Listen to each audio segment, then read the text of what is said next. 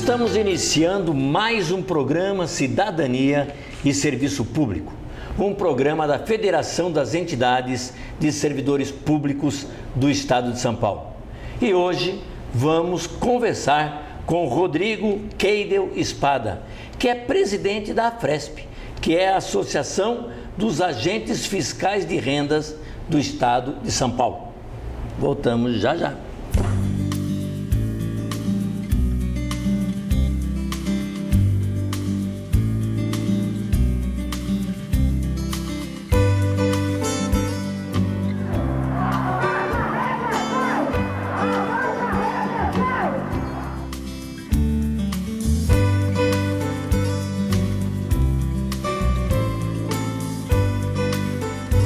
Estamos pedindo aquilo que nos é de direito.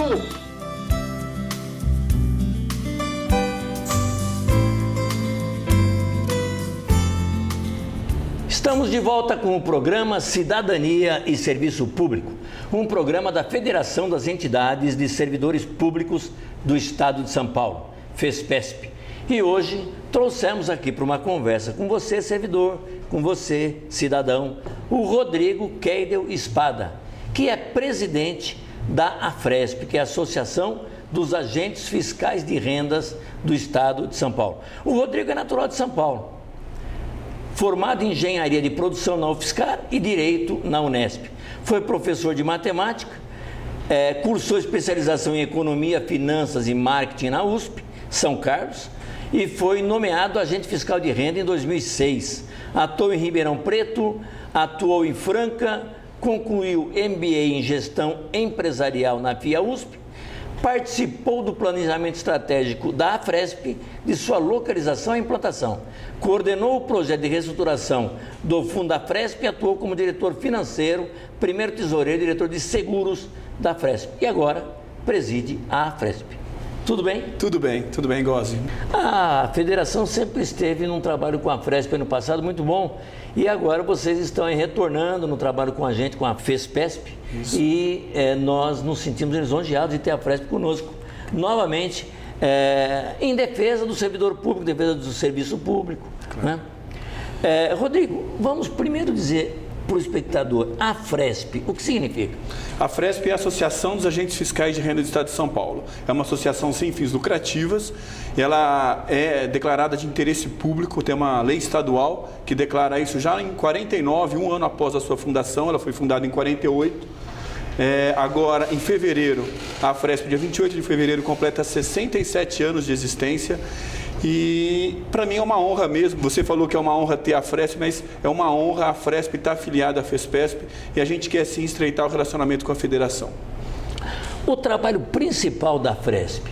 O trabalho principal da AFRESP, eu vou citar a missão da AFRESP. A gente fez um planejamento estratégico na gestão passada, a qual eu estava lá como diretor financeiro e de seguros, e a missão da AFRESP é desenvolver atividades que defendam os legítimos interesses dos associados e desenvolver atividades relacionadas à melhoria da qualidade de vida e à valorização da classe fiscal perante o governo e a sociedade.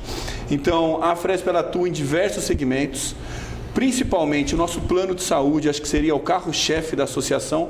Nós temos um plano de saúde que atende mais de 20 mil vidas, 19 mil vidas aproximadamente, e são 7.300 associados, titulares e mais seus familiares. Temos um plano de saúde de autogestão, que é considerado um dos melhores do país. Nós temos 9 anos consecutivos a nota máxima da ANS, inclusive no ano passado nós atingimos a nota de 0,96 e a nota máxima é 1, então nós tivemos a maior nota entre todos os planos de autogestão do Brasil.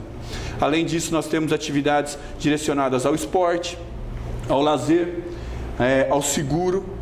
Então, em suma, a AFRESP ela congrega os interesses dos fiscais de rendas e busca melhores condições no mercado também, no departamento de convênios, departamento de seguros, para conseguir melhores condições, porque seria o salário indireto dos fiscais. A gente tem lá a questão salarial, que é competência do sindicato, né?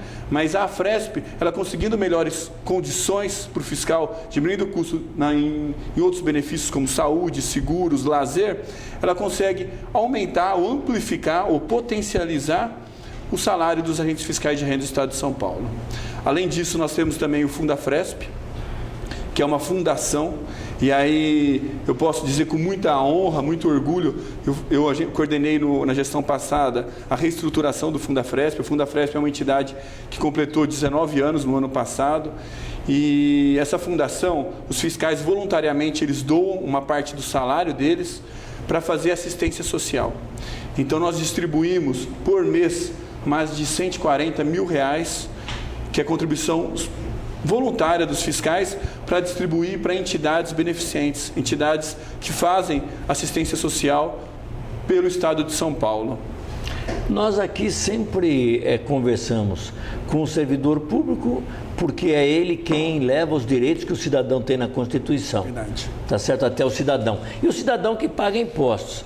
Isso tem muito a ver com a carreira fiscal. Claro. Queria que você explicasse um pouquinho o que é a carreira fiscal no Estado de São Paulo. Claro. É uma carreira fundamental para o Estado. O Estado não existe sem o fiscal de rendas, ou sem a carreira fiscal. Então, o fiscal, ele é necessariamente um instrumento de viabilização das políticas públicas. Tudo que a gente tem aqui, desde as vias que a gente transita, transporte público, tudo isso é muito importante para o Estado. E isso não se faz possível sem o trabalho do fiscal, que é feito com muito esmero, tenho certeza. Você vê que a arrecadação do Estado nos últimos anos aumentou muito. Isso possibilita que o Estado devolva para a sociedade, através dos serviços públicos, uma melhor qualidade de vida. E essa é a importância do trabalho fiscal. Ou seja, o espectador, o cidadão, qualquer produto que ele compra, já está incluído ali um imposto. Claro. Tá certo? Que as empresas devem restituir ao Estado. O agente fiscal de renda é quem faz essa fiscalização nas empresas. Exatamente. Nós somos auditores, né? O nome é agente fiscal de renda, mas no Estado de São Paulo nós somos o auditor fiscal. Então, o trabalho do fiscal é exatamente zelar para que as empresas, no caso, também os contribuintes, não só empresas, porque nós fiscalizamos também o IPVA, o ITCMD, que é o Imposto sobre Transmissão, Causa-Morte e Doações, que também atinge o contribuinte pessoa física, o IPVA, mas que os contribuintes, em geral, paguem, suportem essa carga tributária que é necessária para o funcionamento do Estado. E você tem razão quando você diz que quando uma das formas de tributo é sobre o consumo. Existe o tributo sobre a renda, o tributo sobre o patrimônio e sobre o consumo. Sempre que a gente compra qualquer tipo de produto, está lá um tributo muito importante, talvez o principal para a arrecadação do Estado, que é o ICMS. Que esse seria, com certeza eu posso dizer, que é a maior fonte de arrecadação do Estado e também o que ocupa a maior parte do trabalho dos fiscais do Estado de São Paulo. Com certeza 95% dos fiscais da força de trabalho está focada nesse tributo que é o ICMS, que é o Imposto sobre Circulação, Mercadorias e Serviços do Estado de São Paulo. Na verdade, quem combate a sonegação, quem está à frente do combate à sonegação, é o agente fiscal de renda. Correto, Gozzi. A carreira fiscal é sim a maior responsável por combater a sonegação fiscal. E a sonegação fiscal, ela atinge direto a competitividade entre as empresas. Então, eu posso dizer que o fiscal de rendas é responsável também, indiretamente, para combater a concorrência desleal. Porque quando temos uma empresa sonegadora, ela funciona como uma erva daninha no próprio mercado, trazendo uma concorrência desleal, onde as empresas passam a se preocupar menos com produtividade, menos com eficiência e mais com a questão tributária. Isso traz um prejuízo para toda a sociedade. Então, a importância da carreira fiscal, sim, é combater a sonegação e isso trazer, principalmente, uma justiça fiscal, para que cada contribuinte, cada empresa, pague o que lhe compete da carga tributária. O Congresso tem discutido a questão da reforma fiscal, né? Isso. Você acha importante a reforma fiscal, especialmente para se definir melhor o que é justiça fiscal? Sim, é fundamental. Nós temos a convicção na classe que a reforma tributária, ela, pelo menos eu posso falar pela Associação dos Agentes Fiscais de Rendas, né? Ela é necessária para o nosso país, porque o nosso sistema tributário ele é extremamente complexo, trazendo uma insegurança, tanto para o contribuinte, que muitas vezes ele não sabe se está fazendo corretamente. Você vê a infinidade de normas tributárias que surgem no nosso país todo dia. Então, uma reforma tributária seria fundamental trazer uma simplificação da base de arrecadação.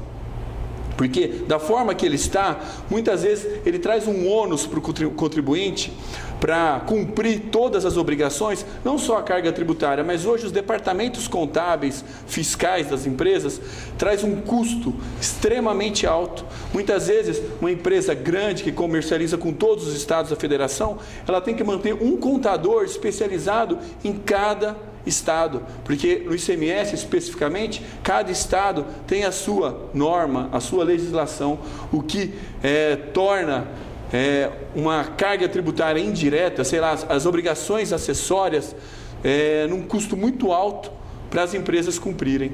Então, seria interessante trazer uma simplificação do sistema tributário e também diminuir a guerra fiscal.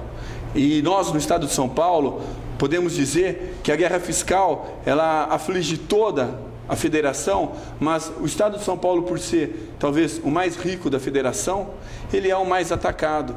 Então, nós vemos aqui diariamente que muitas empresas saem do estado de São Paulo e vão montar unidades em outros estados da federação, não porque o custo lá é menor ou porque é melhor para a empresa montar lá, porque o mercado consumidor está aqui. Na verdade, são por benefícios fiscais que os outros estados oferecem. E isso piora todo o país, a produtividade, porque a gente acaba se preocupando, as empresas acabam se preocupando com benefícios fiscais e não em melhorar a sua eficiência, a sua produtividade. E quando a gente vai concorrer no mercado internacional, onde toda a carga tributária é desonerada, vocês sabem que até pela Constituição, ela desonera a carga tributária e todos os países são assim para melhorar a produtividade, a competição internacional.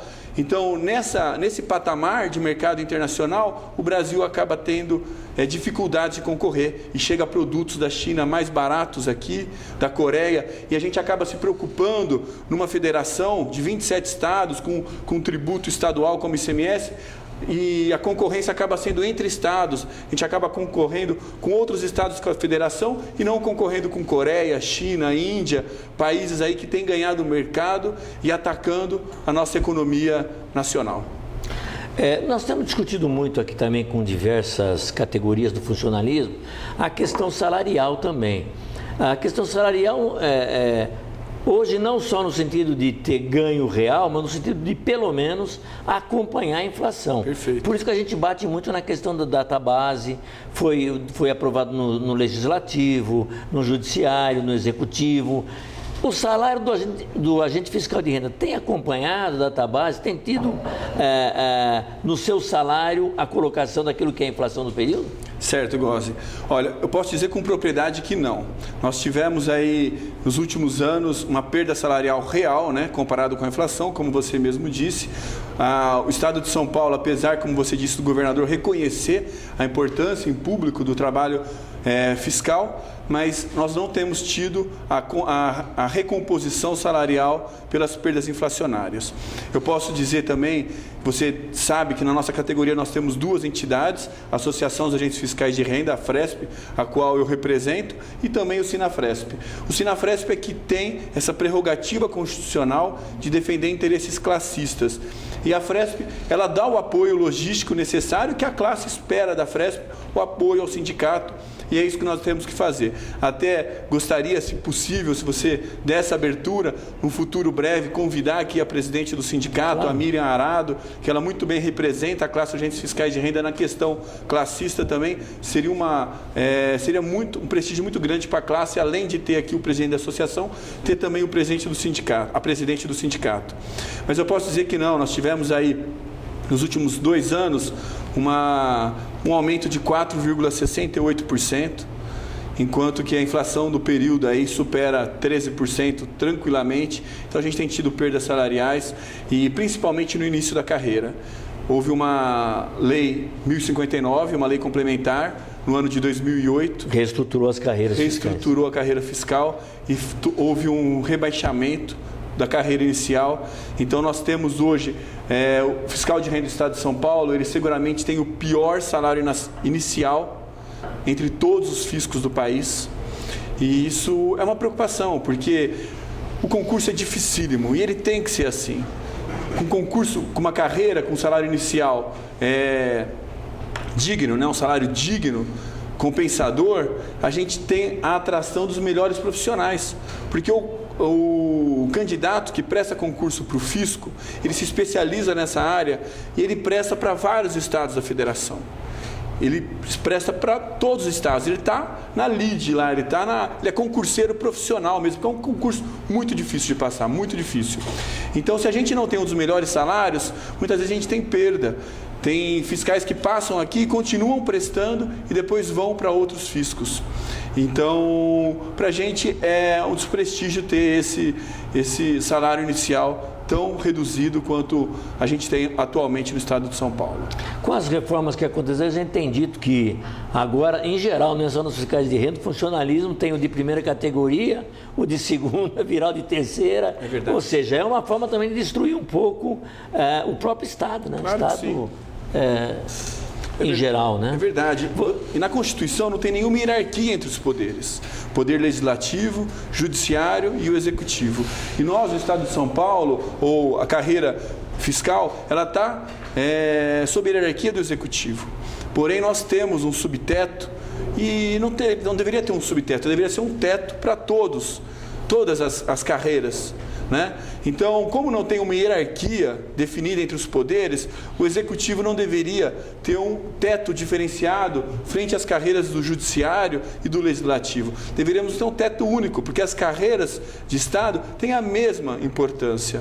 Então, nesse sentido, a gente se sente desprestigiado, né? E gostaríamos dessa justiça, dessa equiparação entre as carreiras do judiciário, do legislativo e do executivo frente ao teto.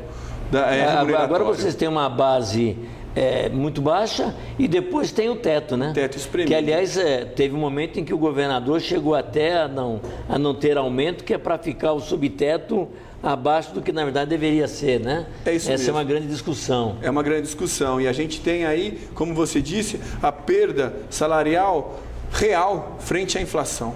Então, como a gente não tem a recomposição do subteto do governador, porque ele é um cargo político, né? A gente entende das limitações dele de fazer isso, mas se houvesse uma equiparação frente ao teto do judiciário, resolveria o problema das carreiras típicas de Estado, como é o caso da carreira fiscal. E na nossa representação, por fim, aí no Congresso, na Assembleia Legislativa, é voto nosso, é voto da população, mas parece que o Executivo, de certa forma, comanda tudo e o Legislativo fica uma espécie de anexo, porque sempre é uma grande base do governo. Como é que você vê essa nossa representação? Realmente, o Executivo tem a prerrogativa de deter o orçamento, né? Então, é muito difícil conseguir alguma reforma contra os interesses do governo posto, né? E realmente a independência do legislativo, ela fica comprometida porque ela depende de aprovação para algumas emendas parlamentares aí. A representatividade da nossa categoria, felizmente, ela é muito boa politicamente. Nós temos aí deputados que gozam de alto prestígio, como é o caso do deputado Vitor Sapienza, que ele assumiu novamente agora como deputado, é o atual deputado estadual. A gente tem o Bolsoni, que se reelegeu, também deputado estadual também da carreira fiscal. A gente tem o Vaz de Lima, que voltou para a Assembleia Legislativa. Então, atualmente, nós temos 3 deputados estaduais que ascenderam da carreira de agente fiscal de renda do Estado de São Paulo. Além disso, nós temos o João Eduardo, que nos representava muito bem mesmo, na Câmara Federal, deputado federal, e agora foi chamado pelo governador Geraldo Alckmin para ser secretário de Estado, secretário de Emprego e Relações de Trabalho do governo do Estado de São Paulo, que nos é motivo de muito orgulho e muita honra.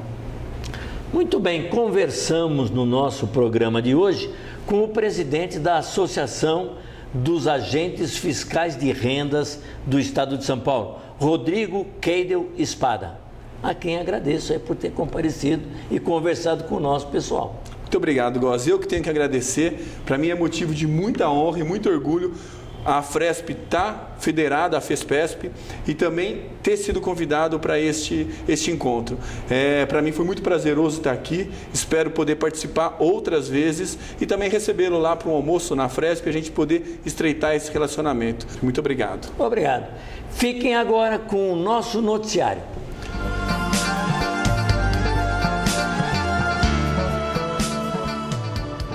E agora as principais notícias que interessam a você, servidor público. A Câmara dos Deputados elegeu em primeiro turno o deputado Eduardo Cunha, do PMDB do Rio de Janeiro, para o cargo de presidente no biênio 2015-2016 da 55ª legislatura. Ele foi eleito com 267 votos, a maioria absoluta dos votantes, 513. O deputado Arlindo Quinalha, do PT, foi o segundo mais votado com 136 votos. Júlio Delgado, do PSB de Minas, contou com 100 votos. E Chico Alencar, do PSOL, também do Rio de Janeiro, teve 8 votos. Houve 2 votos em branco. O atual líder do PMDB, agora eleito para presidente da Câmara dos Deputados, tem apoio declarado de vários partidos, dentre eles o PP, o PTB, o DEM, o PRB, o Solidariedade, o PSC, o PHS, PTN, PMN, PRP, PEN, PSDC e PRTB. Carioca de nascimento, 56 anos, Eduardo Cunha vai para o 4º mandato consecutivo de deputado federal, todos pelo PMDB. Na casa, já ocupou a presidência da Comissão de Constituição e Justiça e de Cidadania. Foi líder do partido e é conhecido por ser um dos parlamentares que mais conhecem o regimento interno da Câmara. O novo presidente da Casa, ao menos na legislatura passada, mostrou-se favorável à aprovação de demandas do funcionalismo público de todo o país, com destaque para a PEC 555/2006, que extingue de forma gradual a cobrança previdenciária dos servidores públicos aposentados. No caso do Senado Federal, o atual presidente, senador Renan Calheiros, do PMDB de Alagoas, foi reeleito pela 4ª vez. E você que vai cair na folia na próxima semana, divirta-se e cuide-se. Mas antes disso, doe sangue. Os estoques de sangue costumam cair na época do carnaval, por isso, antes de viajar e sempre que possível, doe sangue. Para consultar os endereços dos postos e obter mais informações, acesse o site da Fundação ProSangue no www.prosangue.sp.gov.br. Conheça também os requisitos para a doação de sangue. Estar em boas condições de saúde, ter entre 16 e 69 anos, desde que a primeira doação tenha sido feita até os 60. Menores de 18 anos devem observar os documentos necessários e o formulário de autorização para a doação. Pesar no mínimo 50 quilos. Estar descansado, ter dormido pelo menos 6 horas nas últimas 24 horas. Estar alimentado, evitar alimentação gordurosa nas 4 horas que antecedem a doação. Apresentar documento original com foto emitido por órgão oficial, tais como carteira de identidade, cartão de identidade profissional, liberal, carteira de trabalho e previdência social. É importante também saber que há impedimentos temporários. Por exemplo, não se pode doar sangue estando resfriado, aguardar até 7 dias após o desaparecimento dos sintomas. A mulher gestante também não pode doar. Também quem teve neném recentemente, as mulheres até 90 dias após o parto normal ou 180 dias após a cesariana também não podem doar. A amamentação, se o parto ocorreu há menos de 12 meses. Ingestão de bebidas alcoólicas nas 12 horas que antecedem a doação. Tatuagem nos últimos 12 meses.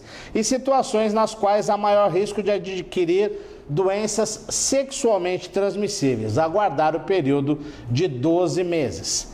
Há também na relação dos estados de Acre, Amapá, Amazonas, Rondônia, Roraima, Maranhão, Mato Grosso, Pará e Tocantins, estados onde há alta incidência de malária, quem esteve nesses estados também deve aguardar o período de 12 meses.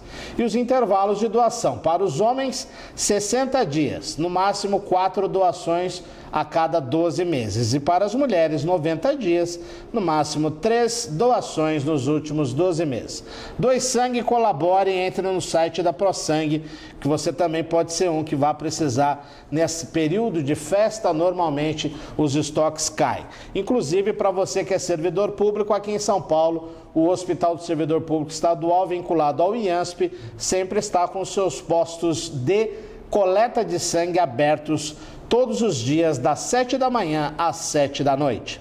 Cidadania e serviço público há 16 anos no ar, sempre em defesa de tudo aquilo que interessa a você, cidadão, a você, servidor. E você já sabe, você liga para nós no 11 31 04 38 36, manda seus e-mails no fespesp@fespesp.org e visita o nosso site na internet, o www.fespesp.org. E eu convido você a nos acompanhar nas redes sociais, Facebook e Twitter, sempre procurando por Federação Fespesp, e também a nos acompanhar no nosso YouTube, no canal da Fespesp no YouTube, que você acessa pelo endereço bit.ly/TV